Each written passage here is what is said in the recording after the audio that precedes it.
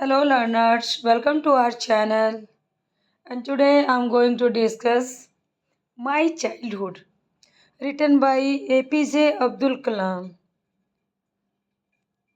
class 9, chapter 6, Beehive book.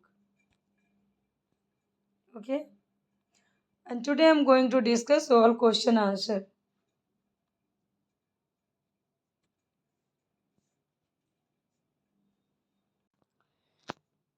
Before starting your question answer, I want to say something about APJ Abdul Kalam, and I think we all are very familiar with this name.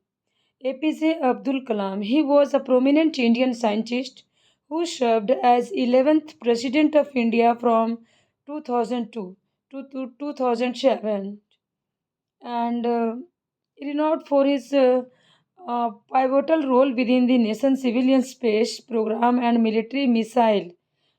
Also, he was known as Missile Man of India and he made his contribution to India's Pokhran 2 nuclear. So, this story is very interesting, and today I'm going to discuss all question answer.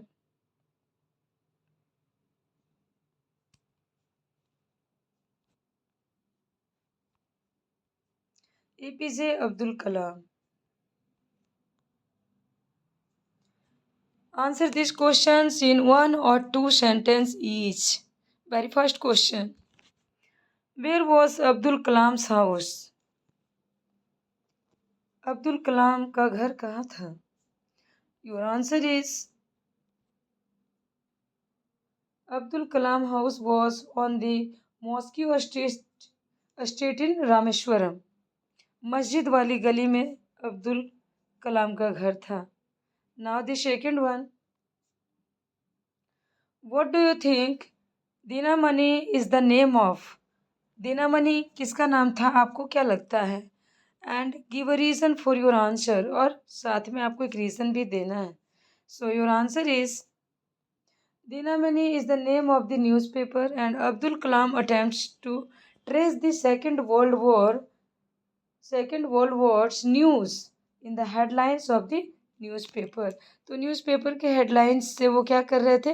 कुछ कुछ world war second के importance चीज़ों को वो trace कर रहे थे. Now the third question. Who were Abdul Kalam's school friends? What did they letter become?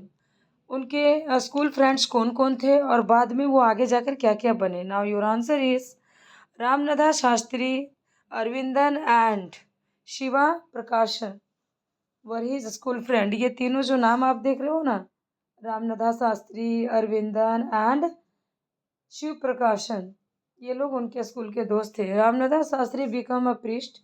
वो अपने पापा के जगह उसी रामेश्वरम टेम्पल में प्रिस्ट बन गए, पुरोहित बन गए. Aravindan went to the business of arranging transport for visiting pilgrims, कि वो पिलग्रिम्स विजिटिंग कराने वाले ट्रांसपोर्टर बन गए. और Shiv Prakash become a catering contractor for the southern railway. और जो शिव प्रकाशन थे वो सदर्न रेलवे का क्या बन गया? कैटरिंग बन गया. कैटरिंग कॉन्ट्रैक्टर बन गया. Now the fourth number question. How did Abdul Kalam earn his first wages? उनकी पहली कमाई कितनी थी? पहली उनकी जो वेजेस थी, मजदूरी थी, वो कितनी थी? So Abdul Kalam earn his first wages distributing newspaper. उन्होंने कैसे कमाया था अपनी पहली कमाई? तो न्यूज़पेपर डिस्ट्रीब्यूट करके. फिफ्थ नंबर क्वेश्चन है. Had he earned any money before that? उससे पहले उन्होंने कोई मनी अर्न की थी क्या? In what way? और किस तरीके से? Now your answer will be yes. He earned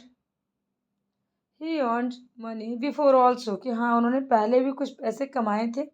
he used to collect the tamarind seeds, इमली के दाने कलेक्ट करके, and sell them to a provision shop on the mosque, कि मॉस्क्यू के स्ट्रीट में ही वो इमली के दाने कलेक्ट करके बेचा करते थे दुकान में, जिनसे उनको मनी अर्न होती थी. A day's collections would fetch him the princely sum of 1 anna, और एक दिन का उनका कितनी कमाई थी? 1 आना। Now the question number 2. Question number 2 is answer each of these questions in a short para, at least 30 words. And your very first question is how does the author describe? कैसे author describe करते हैं उनके पिता को, उनके माता को और उनको खुद को? कैसे? So first one is पहले उनको फादर को डिस्कस करेंगे. The author describe his father as a wise and generous person. He felt happy when he helped other. कि वो उनके पापा को कैसे डिस्क्राइब कर रहे हैं? जैसे कि वो बहुत ही उदार प्रवृत्ति के और बहुत बुद्धिमान व्यक्ति हैं और वो खुश होते हैं जब वो दूसरे की मदद कर पाते हैं. ठीक है, बहुत helpful and kind persons we can say that, कि वो बहुत ही ज़्यादा ऑनेस्ट थे, काइंड पर्सन थे, दूसरे की हेल्प करके हैप्पी हैप्पी फील करते थे.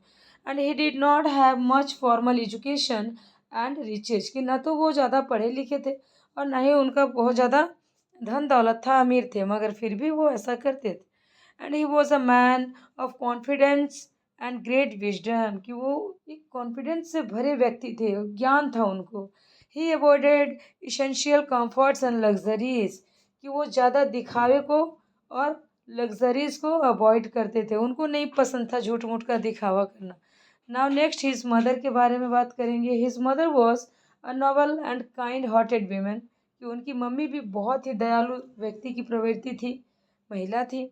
She use to feed larger number of people, वो बहुत सारे लोगों को एक दिन में खाना खिला देती थी. And she all the attributes of the typical Indian mother, और वो एक अच्छी इंडियन मदर भी थी. Now the third one. Now we are going to discuss APJ Abdul Kalam. Okay, so ये अपने बारे में क्या लिखते हैं? I was born into a middle class Tamil family, कि भाई मैं एक मिडिल क्लास तमिल फैमिली में पैदा हुआ हूँ और हुआ था. And I was a short boy, मेरी हाइट भी कम थी. एंड रादर अनडिस्ग्यूस्ड लुक्स, मेरी लुक भी कुछ खासा अच्छा नहीं था, मैं कोई हैंडसम प्रवृत्ति का नहीं था. Born to tall and handsome parents, लेकिन देखिए अच्छी बात क्या है कि उनके पेरेंट्स जो थे हैंडसम थे और टॉल भी थे, लेकिन वो एक मिडिल हाइट का बच्चा था, ज़्यादा उनकी हाई हाइट नहीं थी उनकी. I studied physics and aerospace engineering and become a scientist, और मैं क्या बन गया? एक साइंटिस्ट बन गया. इंजीनियरिंग की भी पढ़ाई की थी, एरोस्पेस इंजीनियरिंग की पढ़ाई की थी, फिजिक्स की भी पढ़ाई की थी, और मैं बाद में जाके क्या बना? एक scientist. Now the another question. What characteristics does he शे इनहेरिटेड फ्रॉम हिज पेरेंट्स, तो उनको जन्मजात कौन सा गुण उनके पेरेंट्स से उनको मिला था? Your answer will be the author inherited humility and benevolence from his parents, and he learned lesson his honesty and integrity from his parents. He was self-disciplined because of his parents' extremely exemplary life. देखो वो क्या थे, उनको जन्मजात क्या मिला था? अपने माता पिता से ऑनेस्टी मिली थी और ह्यूमिलिटी मिली थी, कैसे दूसरों को सेवा सत्कार आदर भाव करना है. ऑनेस्टी और इंटीग्रिटी भी मिली थी, और वो सेल्फ डिसिप्लिन थे अपने पेरेंट्स के, बिकॉज उनके पेरेंट्स बहुत अच्छे थे, तो उनको भी बहुत अच्छी इनहेरिटेड मिली थी. Now the third one. Discuss this questions in class with your teacher and then write down your answers in 2 or 3 paragraphs each. So your very first question is, when the whole and small society of Rameswaram was very rigid in terms of segregation of different social groups, says the author. Author क्यों कहते हैं कि the small society of Rameswaram, कि रामेश्वरम के छोटे से society में was very rigid in term of the segregation of different social group, कि डिफरेंट जो सोशल ग्रुप थे हमेशा सेग्रेशन और रिजिड प्रवृत्ति के थे, बहुत ही कट्टर प्रवृत्ति के और अलगाव वाले लोग थे. ऐसा क्यों कहते हैं वो? विच सोशल ग्रुप, पहला कुछ यहाँ पे ये लाइनें दी गई है, अब आपको इसमें से आंसर बताना है. तो your first question is which social groups does he mention, कि किन लोगों को उन्होंने मेंशन किया है. And were दिच groups easily आइडेंटिएबल आइडेंटिफाइएबल example by way they dressed by the way they dressed. तो अब आपको यहाँ पे बताना है, आपका आंसर हो जाएगा. तो वो ऐसा क्यों बोलते हैं? The author talk about the people who belong to various caste and follow various religious and preachings. देखिए वो यहाँ पे ऐसा क्यों बोल रहे, बहुत सारे लोगों की बात हो रही है, वेरियस कास्ट की बात हो रही है, वेरियस रिलीजियस की बात हो रही है. And yes, this groups were easily identifiable. Their dresses, traditions, culture and ritual were different. कि वो लोग आसानी से बहुत ही ईजिली आइडेंटिफाई किए जा सकते हैं उनके ड्रेस से. जैसे कि जब ये बचपन में क्या किए थे स्कूल में, वो अपना वो कैप पहन के चले गए थे ना क्लासरूम में, जिससे न्यू वाले टीचर को पता चल गया कि he is belong to the minority और मुस्लिम फैमिली. तो ये उसके ड्रेसिंग से भी पता चलता है, ट्रेडिशन से, कल्चर से और रिचुअल से. इन सब की वजह से उनको उनका कास्ट पता चल जाता है, रिलीजियस पता चल जाता है लोगों को. Now the second one, were they aware only of their differences और did they also naturally share friendship and experience. कि क्या यहाँ पर जो अवेयर हुए थे उनके डिफरेंसेस से ही हो चुके थे, कि और भी कुछ उनकी फ्रेंडशिप और एक्सपीरियंसेस कैसे कैसे रहे थे वहाँ पर, उनको कैसे शेयर करना है. Think of the bed time story in Kalam's house. और वो भी याद करिए कि जब वो बेड टाइम स्टोरी, सोने के पहले जो स्टोरी दादी माँ और नानी माँ के द्वारा जो सुनाया जाता है, of his friends were and what used to take place in the ponds near his house. Your answer will be, they did share their personal experience and friendship. कि हाँ उन्होंने अपना पर्सनल एक्सपीरियंसेस और फ्रेंडशिप शेयर किया. Lakshmana Shastri summoned the teacher and who separated the author and his friend in the class and told him that he should not spread the poison of the social inequality. तो लक्ष्मण शास्त्री जी ने क्या किया, उस new teacher को बुलवाया जिसने उनको पीछे बैठा दिया था, है ना, वो कैप देख करके उनको बुलवाया और उनसे क्या बोला कि जिन्होंने उन दोनों को अलग किया था, और उनसे क्या बोला, that he should not spread, कि भाई देखो तुम्हें ना कोई किसी तरह का पॉइजन अनइक्वालिटी का नहीं फैलाना है हमारे समाज में. And communal intolerance in the minds of the innocent children. और ये जो है कम्युनियल इनटॉलरेंस, इस तरह का सामुदायिक और सांप्रदायिक चीज़ों को बच्चों के, भोले भाले बच्चों के दिमाग में नहीं भरना है. इस तरह की बातें, अनइक्वालिटी की बातें, इनइक्वालिटी की बातें नहीं करना है बच्चों के बीच में. मुस्लिम हिंदू नहीं करना है, आगे पीछे नहीं बिठाना है. इस तरह का लक्ष्मण शास्त्री जी ने उनको फटकार लगाई थी. एंड द थर्ड वन क्या है, तीसरा question, the author speaks both of people who were very aware of the differences. जो लोग बहुत ज़्यादा अवेयर थे डिफरेंसेस, विभिन्नताओं से, ठीक है, among them and those who try to bridge this differences. Can you identify such people in the text. क्या ऐसे लोगों को आप आइडेंटिफाई कर सकते हैं. So your answer will be, the school teacher encouraged communal differences. तो जो स्कूल टीचर आया था उन्होंने क्या किया था, इनकैरेज किया था वो सांप्रदायिक विभिन्नताओं को, है ना, कम्युनियल डिफरेंसेस को बढ़ावा दिया था उन्होंने. यहाँ बैठाकर वहाँ बैठाकर क्या दिखाया, उन दोनों में इनइक्वालिटी बताया कि भाई आप हिंदू हो, आप मुस्लिम हो तो आप पीछे चले जाओ, आप हमारे समाज से कम हैं, ऐसा कुछ उन्होंने किया था. लेकिन जो लक्ष्मण शास्त्री थे and Shiva Subramaniam Iyer discourage his male practice. तो शिवा सुब्रमण्यम कौन थे, वो न्यू टीचर जो आए, तो उनकी वाइफ का भी कुछ मेंटालिटी ऐसे ही था, डिस्क्रिमिनेशन वाला. लेकिन फिर भी शिवा सुब्रमण्यम के आचार विचार से और अपनी पत्नी को प्यार से समझाकर उन्होंने इस मैल प्रैक्टिस को क्या किया था, ख़त्म कर दिया था, इसको डिस्करेज किया था, इसको ख़त्म किया, बढ़ावा नहीं दिया. Now the fourth one, narrate two incident that show how differences can be created and also how they can be resolved. कि दो चीज़ को ऐसा बताइए इंसिडेंट जो तो पहले तो क्रिएट किया जा सकता था और फिर उसको रिजॉल्व भी किया गया. How can people change their attitude, और लोगों ने कैसे अपने एटीट्यूड को चेंज किया. अब ये बताएंगे यहाँ पे हम लोग. देखिए, the influential people can do both the things, दोनों चीज़ें थी. A teacher has the ability to bridge communal differences, कि एक टीचर में इतनी एबिलिटी थी कि वो एक डिफरेंसेस पैदा कर देंगे.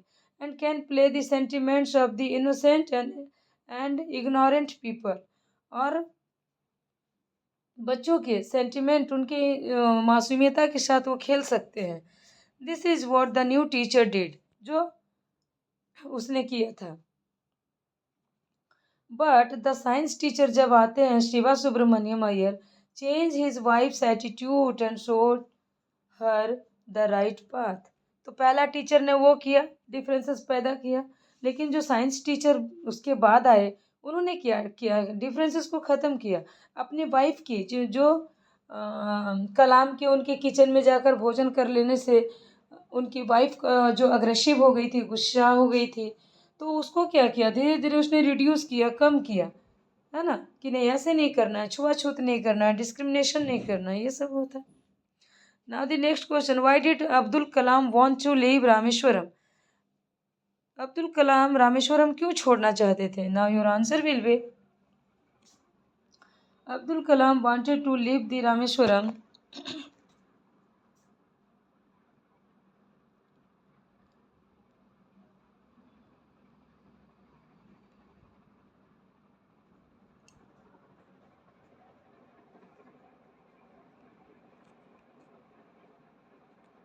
yes, Abdul Kalam wanted to leave the Rameshwaram to study at the district headquarters in Ramanathapuram, कि वो रामेश्वरम छोड़ करके रामनाथपुरम जाना चाहते थे, डिस्ट्रिक्ट हेडक्वार्टर में जो था वहाँ जाना चाहते थे. Now the next question, what did his father say to this, उनके फादर ने क्या कहा इसके लिए? Your answer will B,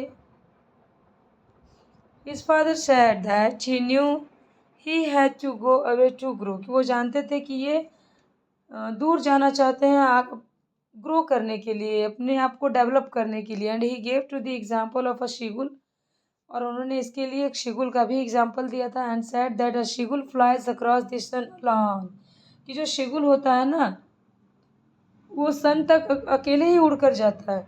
and without any nest, और उनके पास कोई घोंसला भी नहीं होता है. नाउ द थर्ड क्वेश्चन है, why do you think his words mean, कि उनके शब्दों का मतलब क्या, आप क्या समझे?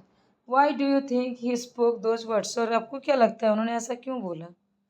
Now your answer will be, he spoke these words because he intended to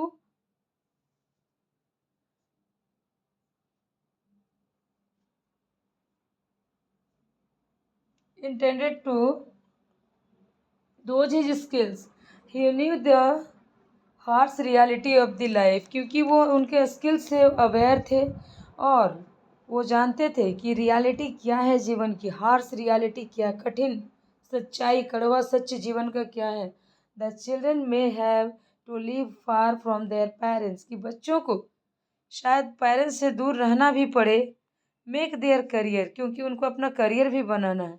and earn their livelihood, और उनको अपना खुद की जीविका चलाने के लिए खुद ही उनको अर्न भी करना है. So he showed his wisdom and intelligence in uttering these words, और इसीलिए उन्होंने उसके टैलेंट को, उनके विजडम को, उसको इंटेलिजेंट को शो करने के लिए शब्द बोले थे.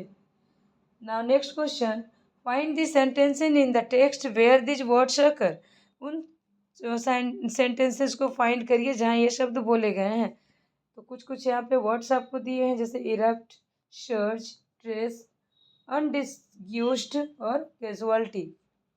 Now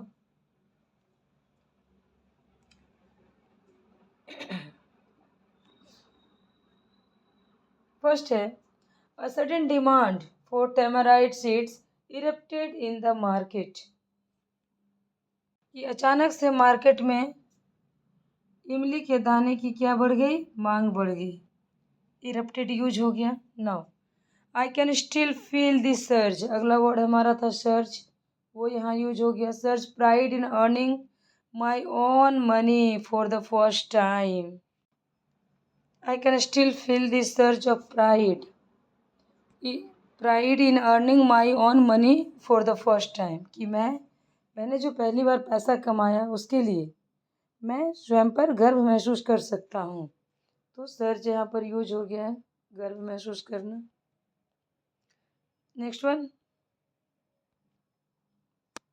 third number. I would later attempt to trace in the deadline in Dinamani. So trace word यहाँ आ गया कि मैं खुद ही दिनमनी में डेडलाइन पता करने की कोशिश करूँगा, अटेम्प्ट करूँगा. नेक्स्ट वन है a short boy with rather undistinguished look born to tall and handsome parents, कि एक हैंडसम पेरेंट्स के घर में एक अनडिस्टिंग्विश्ड मतलब अच्छा नहीं दिखने वाला बच्चा पैदा लिया. एंड फिफ्थ है the first casualty came to from the suspension of the train halt in Rameswaram station. तो यहाँ पे देखिए कैजुअलिटी यूज हो गया है. Now look these words up in a dictionary which gives example of how they are used. अब इन सबको आपको देखना है कि कैसे कहाँ क्या यूज हुआ है. Now answer the following questions. What are the things that can erupt? And use example of explain the various meaning of erupt. Now do the same for the word surge. What things can surge? कि अब आपको meaning बताना है erupt का, surge का, क्या क्या कैसे कैसे हुआ है. यहाँ देखिए an earthquake can erupt, emotions can erupt and anger can erupt. तो क्या क्या यहाँ पे हो सकता है, ये सारी चीज़ें हो सकती है. जैसे अर्थक्वेक का फूटना या निकलना. इमोशन कैन इरप्ट, इमोशन भी तो इस तरह से फूट के निकल सकता है, गुस्सा भी फूट के निकल सकता है. तो इरप्ट मीन्स क्या होता है, एकदम से अग्रेसिव हो जाना, किसी चीज़ का एकदम ब्रस्ट हो जाना, फूट कर निकल जाना. नाउ इसको अगर मेक सेंटेंस बनाएंगे तो कैसे बनाएंगे. An earthquake erupted in Sicily last night, कि ना भाई क्या हुआ कि एक अर्थक्वेक लास्ट नाइट को फूटा. Surge, surge means a sudden powerful forward और upward moment. A wave surge है ना, क्या होता है सर्ज, एक सडन पावरफुल फॉरवर्ड और upward. A crowd surge, a storm surge. Example क्या बनेगा, words search for fish when waves surge towards the shore. Next है what are the meaning of the word trace and which of the meaning is closest to the word in the text. So trace means to find out, trace करना किसी चीज़ को find out करना, to copy करना, to draw करना and outline type etc. Finding out is the closest meaning of trace in the text. कि भाई क्या होता है trace का मतलब finding out, किस चीज़ को खोज कर निकाल लेना, ट्रेस कर लेना, ढूंढना, पीछा करना. थर्ड वन है can you find the word undistinguished in your dictionary. If not so look up the word distinguished and say what undistinguished must mean. कि आपको बताना है कि क्या आप अनडिस्टिंग्विश्ड का डिक्शनरी में ढूंढ के निकाल सकते हैं. जैसे देखिए मैंने आप लोगों के लिए निकाला है. I can't find the word undistinguish in my dictionary, कि नहीं अनडिस्टिंग्विश कोई वर्ड नहीं होता है. क्यों, क्योंकि यहाँ पे अन जो है वो सफिक्स है, ठीक है. डिस्टिंग्विश एक वर्ड है, उसके पहले आकर के अन लग गया है, because it is not the root word. Root word क्या है, डिस्टिंग्विश है, अन नहीं. अन तो सफिक्स है जो बाद में लगा. It is there under the word distinguish because undistinguished is opposite to distinguish. It means not specific, not prominent, not distinct etcetera. तो इसका मतलब क्या होता है, डिस्टिंग्विश का मतलब होता है नॉट स्पेसिफिक, जो ज़्यादा इंपॉर्टेंट नहीं है, जो ज़्यादा प्रसिद्ध नहीं है, जो ज़्यादा जाना पहचाना नहीं है. Now matching, match the phrases in column A with their meaning in column B. अब यहाँ पे कुछ कॉलम दिया गया है, देखिए ज़रा, एक ए और बी दिया गया है, और अब आपको क्या करना है, इसको मैच करना है। ठीक है, इसको 1 बाय 1 मैच करेंगे हम लोग। कैसे कैसे करेंगे, देखिए सबसे पहला है ब्रोक आउट। ब्रोक आउट है तो ब्रोक आउट के लिए कौन सा वर्ड होगा, an attitude of kindness, readiness to give freely। यहाँ पे ये दिया गया है तो इसको आपको मैच करना है, ये अनमैच है। ओके, तो देखिए जब मैच करेंगे तो ये किसके साथ जाएगा, क्योंकि इसको छोटा नहीं कर पा रहे हैं।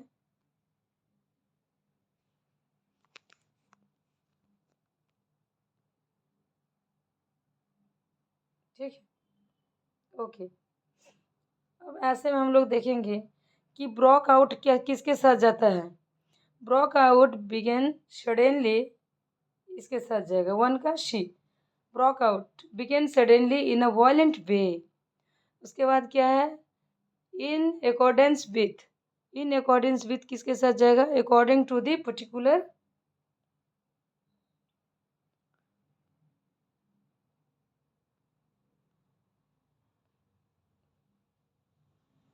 ओके। सो बी, ये किसके साथ जाएगा आपका, एफ के साथ, ये जाएगा सी के साथ। Now a helping hand, a helping hand assistant, helping hand कौन होता है, असिस्टेंट होता है। सो हेल्पिंग हैंड किसके साथ चला जाएगा, असिस्टेंट डी के साथ चला जाएगा। कुड नॉट स्टमक, तो फोर्थ क्या है, could not stomach, was not able to tolerant, जिसको टॉलरेंट नहीं किया जा सकता है, 4 का बी, 4 का बी। ठीक है, उसके बाद है जेनरसिटी ऑफ स्पिरिट, तो इसका हो जाएगा an attitude to kindness, an attitude to kindness, इनका ए हो जाएगा, ये हो जाएगा इसका। ठीक है, अब आप ऐसे देख लो,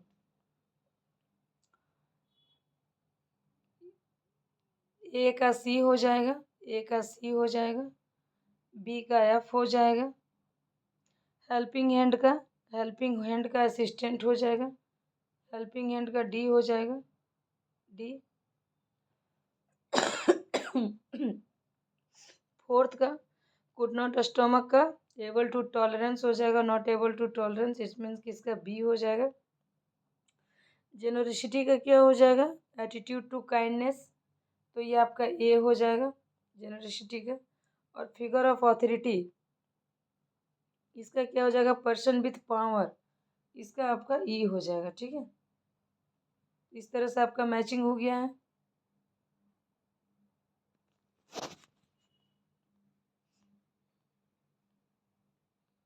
You can see here clearly A, C, 2, F, 3, D, 4, B, 5, A और 6, E. Now, next question. Study the words in italic in statement below. They are formed by prefix an or in to their antonym. Words opposite in meaning. अब देखो ये थोड़ा सा important है क्योंकि यहाँ पे प्रीफिक्स और सफिक्स की बात हो रही है। यहाँ पर दिया क्या है, क्या, I was short boy with rather undistinguish looks. तो यहाँ पे देखो अन और डिस्टिंग्विश, डिस्टिंग्विश जो कि रूट वर्ड है, ये हमारा रूट वर्ड है। ठीक है, और उस पर हमारा क्या लगा है, सफिक्स अन लगा हुआ है, सफिक्स अन लगा हुआ है। माई एस्टर father used to avoid to in essential comfort, तो इसेंशियल रूट वर्ड है और इन यहाँ पर क्या लग गया, सफिक्स है। There the area was completely unaffected, तो यहाँ पे भी आप देखो अन अलग है और अफेक्टेड रूट वर्ड है। He should not spread the poison, social inequality, इन और इक्वालिटी, इन यहाँ पर क्या है, सफिक्स है और इक्वालिटी रूट वर्ड है। तो यही सब फिर बताया गया है कि आपको बताना है, कुछ कुछ लिखना भी है, जैसे adequate, adequate, regular, demanding, truth, इन सबको आपको क्या लगाना है, सफिक्स लगाना है। And now I have already done for you, यहाँ देखिए मैंने आप लोगों के लिए किया है, इसमें इन, इसमें ए, ईर, इसमें भी अन, इसमें भी अन, सफिक्स ऐड किया गया है। यू कैन सी क्लियरली, दिख रहा है आप लोगों को। जितना भी अन, इन ये सब दिख रहा है सारे सफिक्स लगे हुए हैं। इनएक्टिव जिसका रूट वर्ड एक्टिव है। परमानेंट रूट वर्ड है, इम्परमानेंट कर दिया गया, आई एम इसमें सफिक्स लगाया गया है। ठीक है, नाउ दी नेक्स्ट क्वेश्चन। यहाँ देखो क्वेश्चन अगला क्या कह रहा है। Passive voice. Study this sentence. My parents were regarded as in ideal couple. तो यहाँ क्या हो जाएगा, I was asked to go and sit on the back. नहीं, ये इसका नहीं है, बनाना है आपको।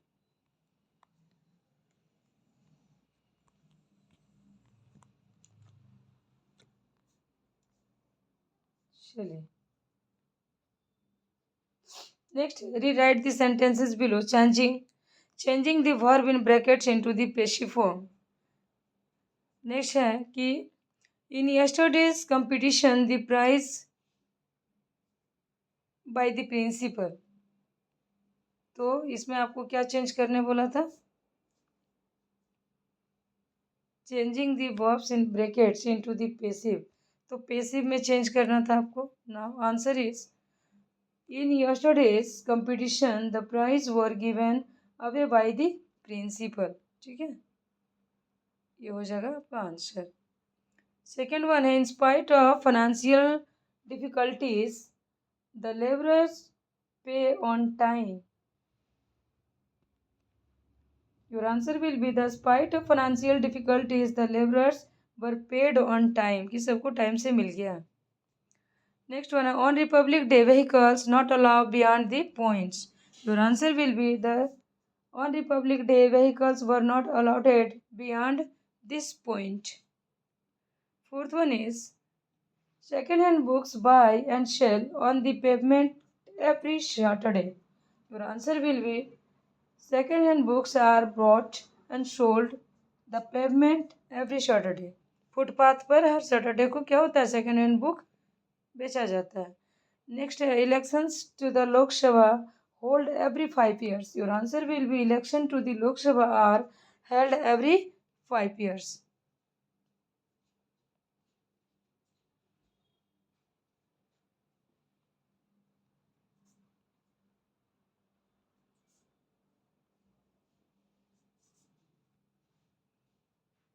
सिक्स है, our national anthem compose Rabindranath Tagore.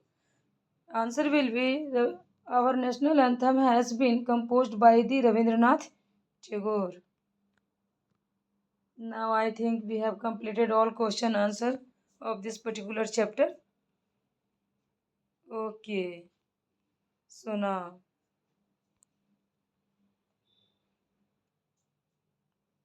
I hope that this video will be very helpful for you and we will meet very soon with another video.